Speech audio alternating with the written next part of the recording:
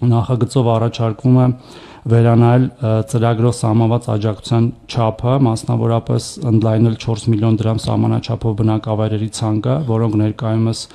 611-ն են, եւ ավելացնել դրանք 150 բնակավայրով, եւ խոսքը վերաբերում է Երևանին սահմանակից համայնքներին, նախկինում Երևանը եւ Երևանին սահմանակից համայնքները սերտիֆիկատների իրացման ժամանակ կարող էին շահառուները ստանալ 3 միլիոն դրամի փոխհատուցում, իսկ հիմա Երևանից բացի Երևանամերձ Երևանին սահմանակից համայնքների դեպքում կդառնա 4 միլիոն դրամ, այսինքն ըստ էության կլինի Երևանը 3,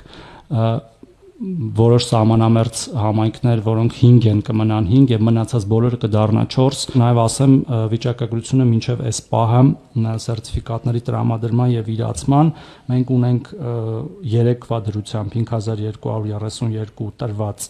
սերտիֆիկատ, այսինքն այդքան ընտանիք, շահառու ընտանիք, եւ որից իրացվել է 2336-ը։